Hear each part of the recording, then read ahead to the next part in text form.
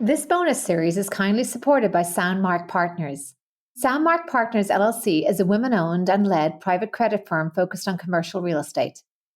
Share the credit, shoulder the blame. I think that in our words, in our actions, we are modeling for our teams who they can trust, who will have their back, and we're setting the tone for how they should present their work in an organization. Attitude informs experience. We would much rather have that person with innate intellectual curiosity who is going to be more excited about unpacking what makes a new company tick than they are bummed about the fact that there may be some weekend reading.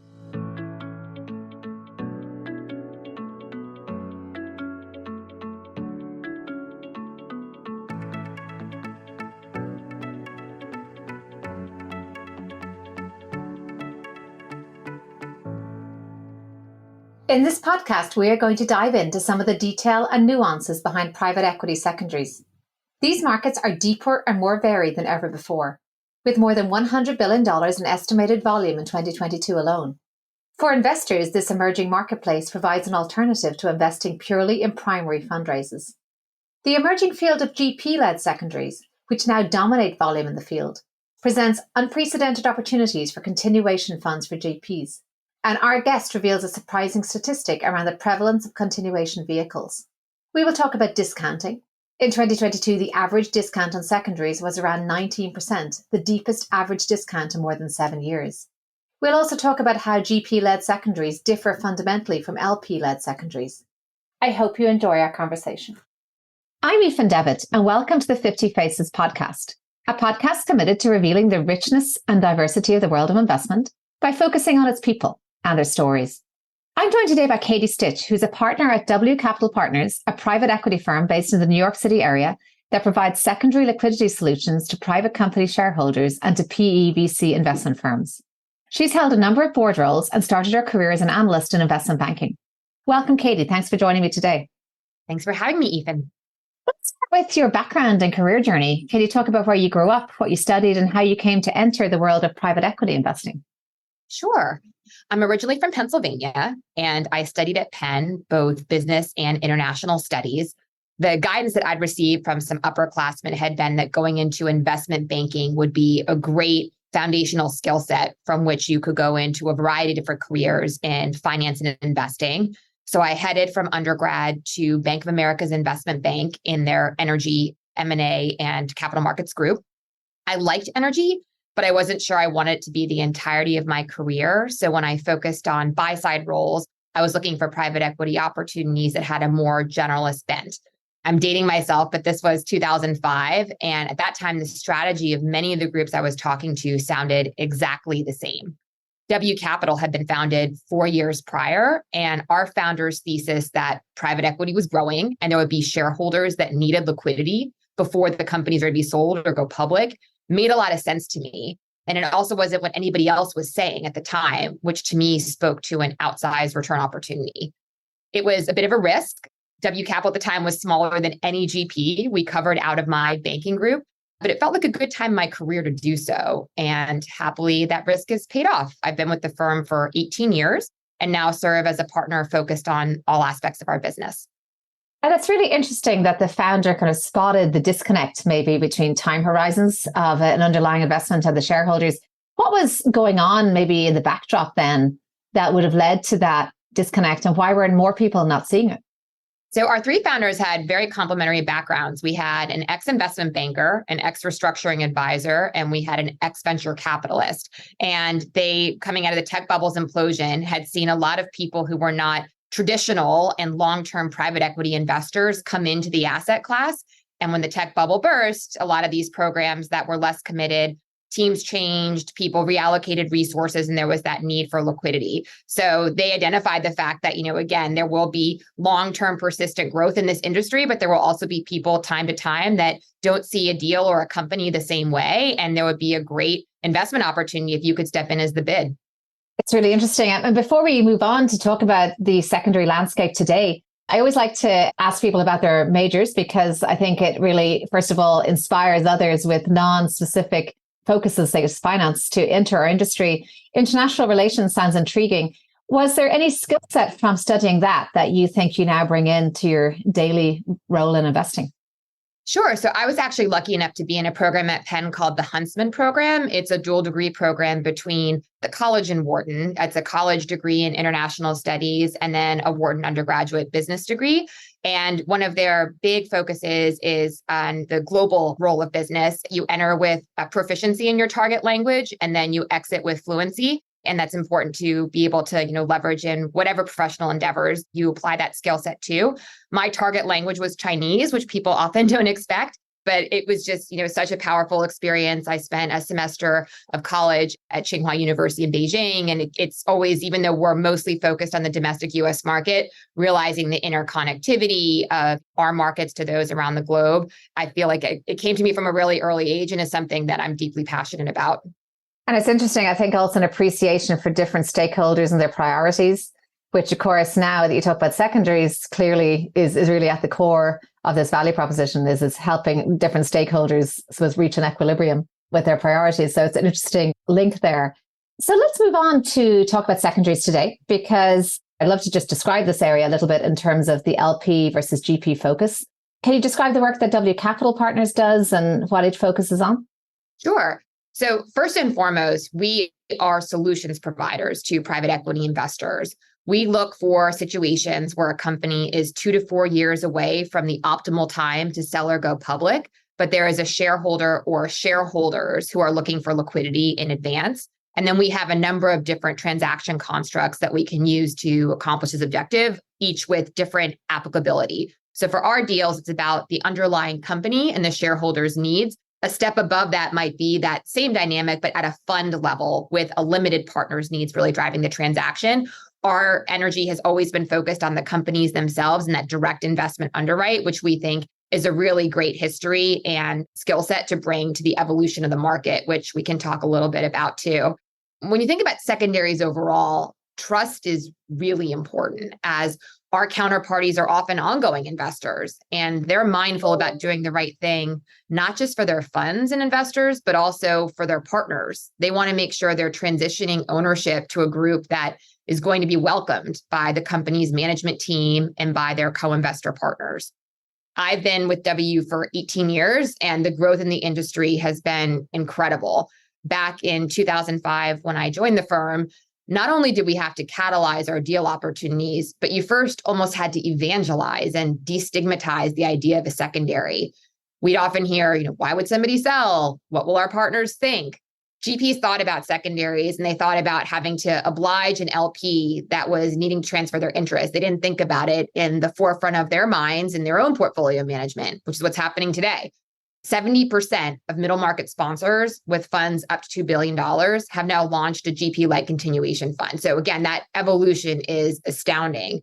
GPs today are thinking about DPI for their investors and how to generate liquidity. And with the IPO and M&A markets pulling back, it's an incredible time for this solution set to really emerge as a tactical and viable third path for some of their best companies. And, again, while some of the market drivers are exacerbated today, a lot of these drivers are going to be persistent across market cycles. There's more assets in private markets. There's more shareholders that hold them. And the exit environment overall hasn't kept pace to satisfy the entirety of a fund's liquidity needs inside the standard fund life. So we get really excited. The transaction logic for GPs is so compelling. Just in that GP-led example, you have a mechanism where a general partner can generate liquidity without shedding AUM. They also know the asset intimately as an owner. They fully appreciate the opportunities and the risks. And now they get to unlock the next phase of value creation as opposed to ceding that opportunity to a competitor. We don't think it's going to be every exit, but can you make the case that there's the ingredients for a successful GP-led in a subset of every fund? Probably. So it's a fun time to be in secondaries now. After a long stretch where our deals were happening in the background, not given a lot of mind share, today they are at the forefront of top GPs' thinkings. And frankly, some of the best assets are being diverted to secondaries versus coming to market via the traditional change of control channels. Really interesting. So that's the GP perspective. Actually, that's a very surprisingly high number. That 70% number you cited. Very interesting to see just how the world has evolved. To come to the LP perspective, we look at any investor, there's always the buy discipline, the sell discipline. Often we see that selling is harder, perhaps. When you put yourself with the LP's kind of hat on, do you see that LPs are getting more comfortable exiting in either the GP-led arrangement or when we have the LP-led secondaries wanting to liquidate? Do you find that they're more comfortable with that forum now as well?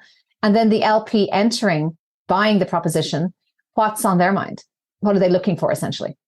Both terrific questions. So what we have heard from LPs as a GP ourselves, and we've heard from our partners is limited partners are very focused on GPs being thoughtful about liquidity and making sure that this is something that, they give as much attention to as the new investment opportunities they're deploying into. So if I were in your shoes and I had a GP who had a bunch of assets that were ready for a sale or were publicly traded and they had the ability to achieve liquidity and they didn't take advantage of that opportunity in 2020 and 2021, I would have a lot of questions. So secondaries, again, can be a valuable tool to allow people to prudently take liquidity over time, recognizing that none of us are going to perfectly time the market.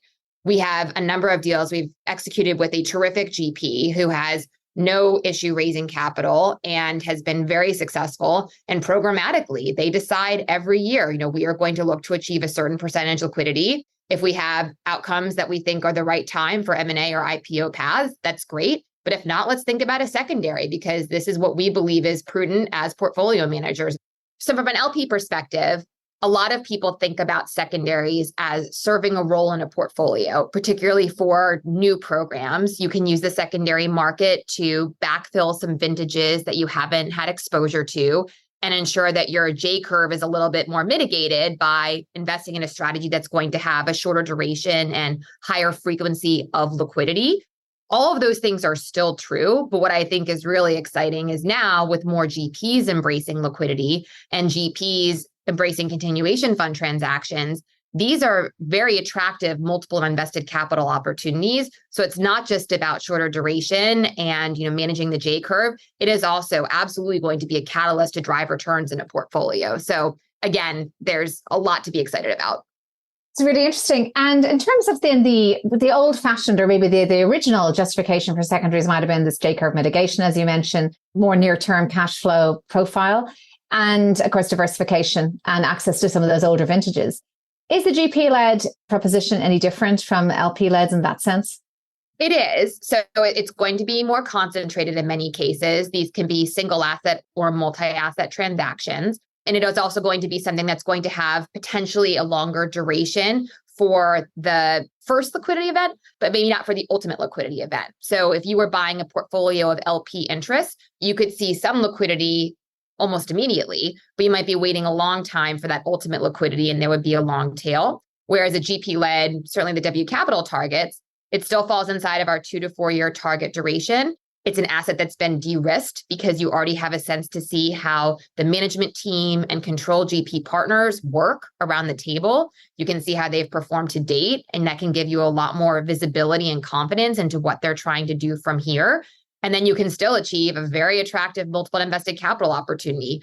Arguably, these deals are less efficient than a typical change of control sell side or public market process.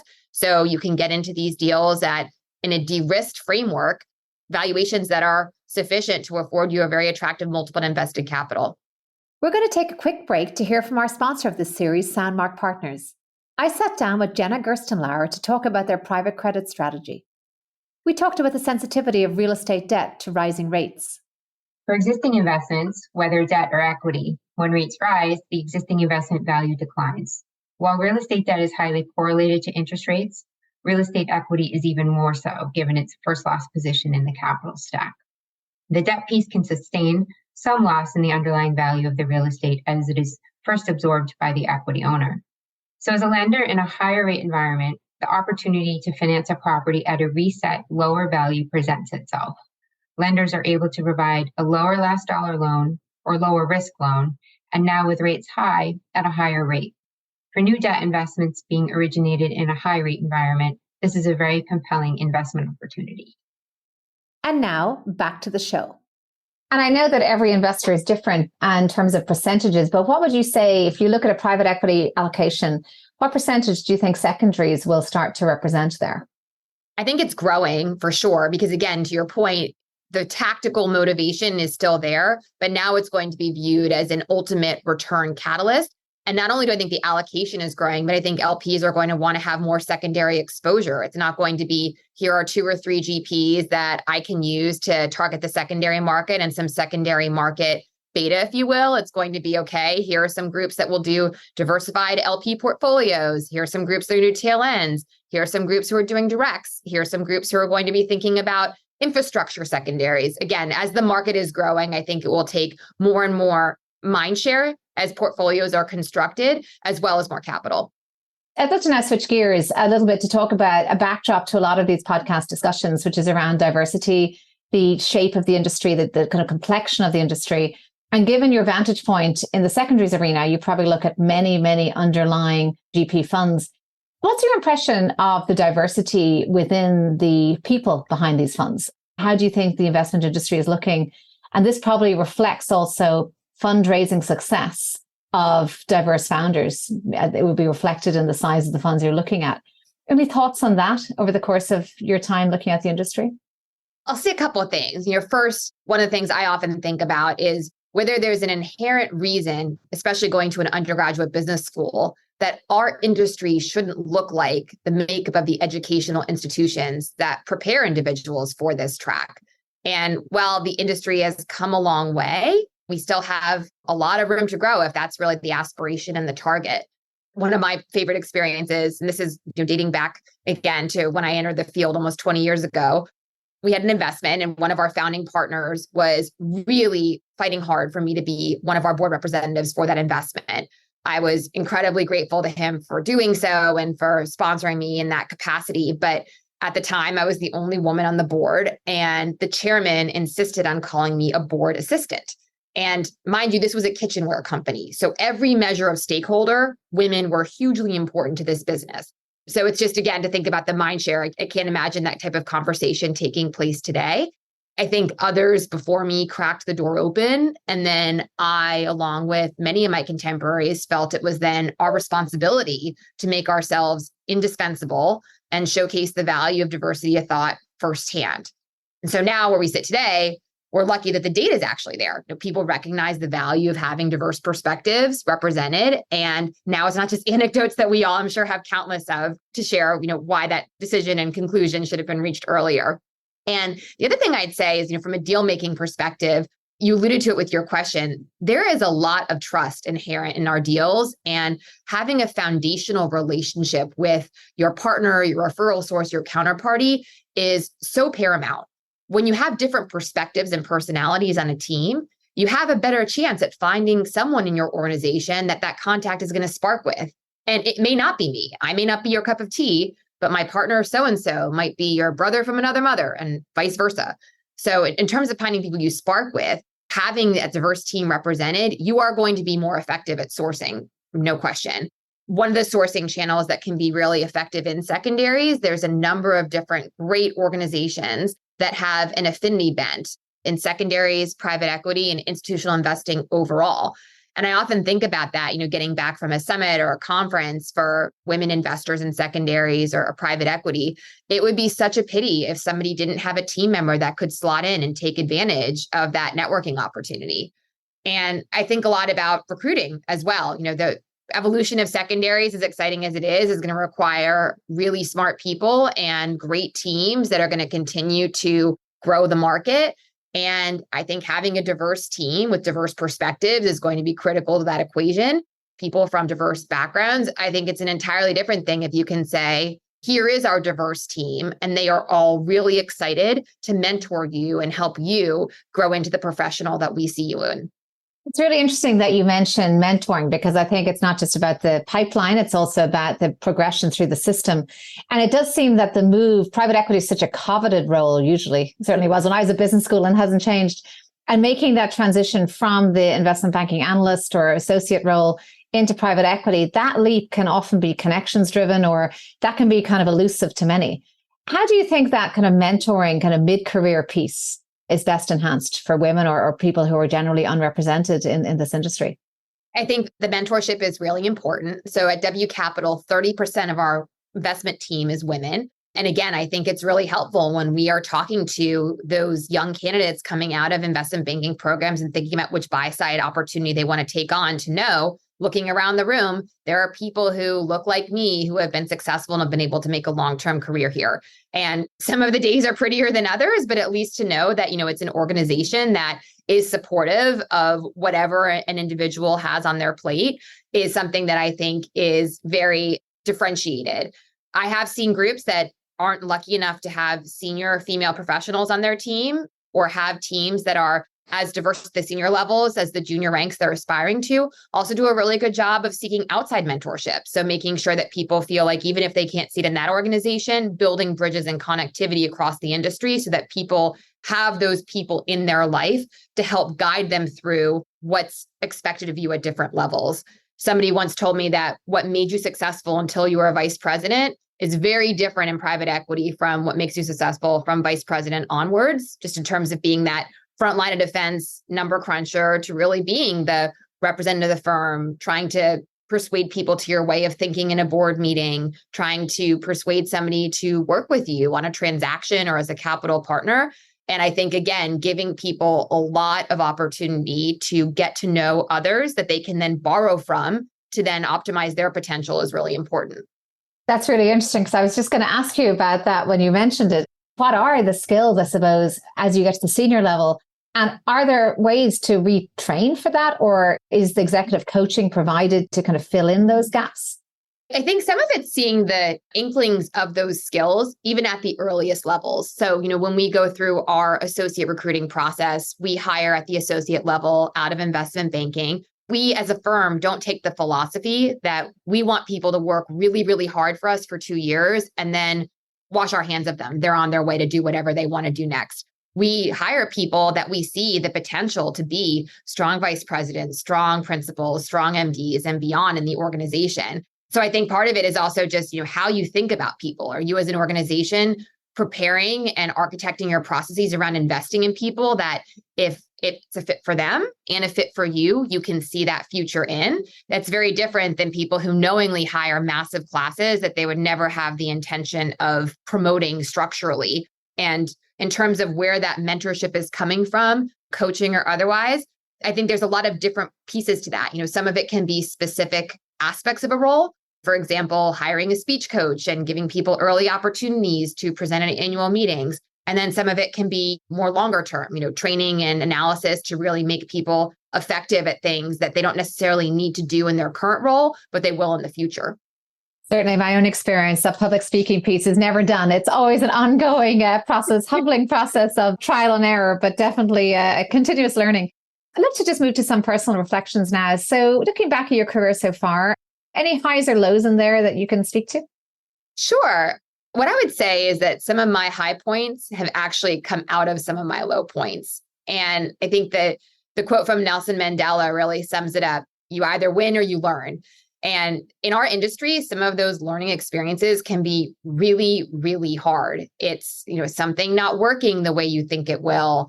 It's somebody who you care about not being the right person for a role and a change needs to be made. It's a mistake that isn't recoverable.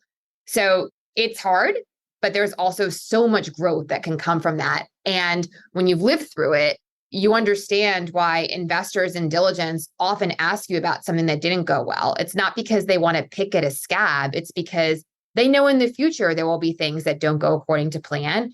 And they want to know that you're the kind of team that's lived through it and can apply those learnings to work through whatever's around the corner in the future. And the high of fixing something that was thought to be broken and irrecoverable is incredible. I'd say personally, without going into the specifics, I am more proud of a situation where I helped recover 70 cents of our investors' capital and investment than I am of striking a deal that earned us more than 5x return.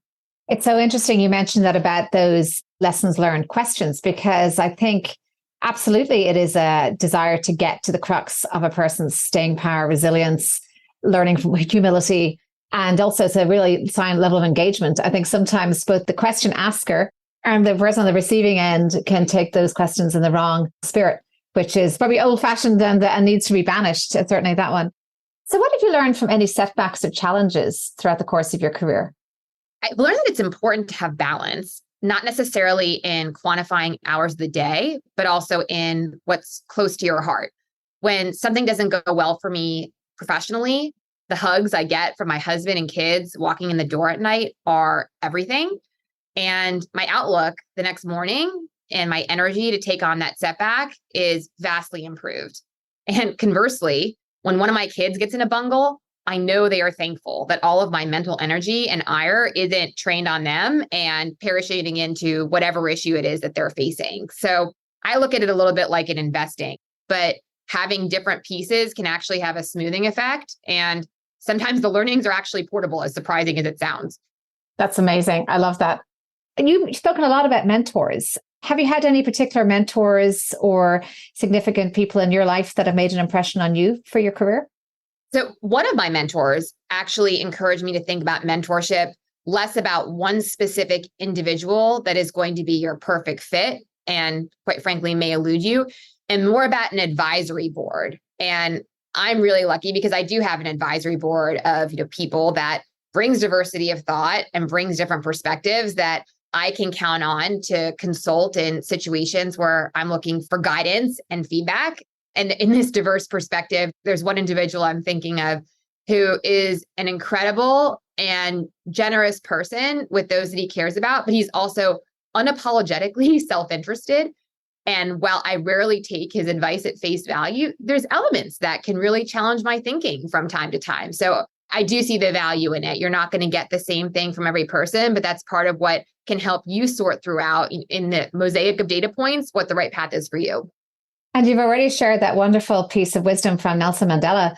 Any other words of wisdom, creeds, or motto that you have lived by to date or that someone has shared with you? Sure. I have two. The first is share the credit, shoulder the blame, because I think that in our words, in our actions, we are modeling for our teams who they can trust, who will have their back, and we're setting the tone for how they should present their work in an organization. And you can model trying to sweep problems under the rug, or you can model pushing problems out into the open and presenting it as a challenge that can be solved together. So it's something that, again, as we think about, our organization, that is absolutely something that we are incredibly transparent about, putting every piece of information on the table and making sure that that's something that is widely understood. And I think at the senior levels, we really have to set the tone with not just the I versus we per se, but when each is used. My second would be, I say this to my children regularly when they walk out the door, but it applies to everything we do. Attitude informs experience. And we actually hire for it here at W Capital. We would much rather have that person with innate intellectual curiosity who is going to be more excited about unpacking what makes a new company tick than they are bummed about the fact that there may be some weekend reading. So again, I hope it sinks in there. With kids, you're never short, but they hear it a lot. I love that. And I've actually written down your share the credit, shoulder the blame, because I think it really captures so much. I suppose my follow-up question to that is one that might particularly affect some women listening is, I suppose, the concept of how important is it that that is universally practiced? Because I suppose the old game theory, prisoner's dilemma point comes in. If everyone is not sharing the credit and you're the only one who is, and everyone is not shouldering the blame and you're the only one who is, you might be stuck. How important do you think it is to have that as a universal hallmark of culture? It certainly is a more successful culture and a more positive culture if it's shared universally. I will say I still subscribe to this philosophy, even in diverse board settings where it isn't universally adopted. And my personal experience has been that people figure out what's going on pretty quickly. And then even the densest person in the room who doesn't necessarily espouse it hears enough from other people about the fact that, again, it was a we, or they love the fact that somebody else says that. And slowly it can catch on. I love that. Well, I've written it down and I know that I hope it will be universally accepted where I work going forward. So thank you so much, Katie. For the first time I saw you on stage speaking so energetically about the secondary market, I knew I wanted to have you here to capture some of that kind of at the coalface experience, as well as just the enthusiasm that you have for this space and private equity in general. So thank you so much for coming here and sharing your insights with us. Thank you so much, Ethan. Seeing some of the people that you've talked to on this podcast, I'm flattered and humbled that, this is a conversation that you wanted to have, and very excited that you wanted to explore secondaries in more depth with this forum. And can I just say how personally impressed I am just with all you do and the many hats you wear, that this is yet another side hustle that you execute so capably. So it's been a pleasure. Thanks so much. Thank you. Well, I'll take this opportunity to share the credit on that, in that we do have a great team, but most of the credit goes to the generosity of the guests that give me their time. So thank you very much. I'm Aoife Devitt. Thank you for listening to the 50 Faces podcast. If you liked what you heard and would like to tune in to hear more inspiring investors and their personal journeys, please subscribe on Apple Podcasts or wherever you get your podcasts.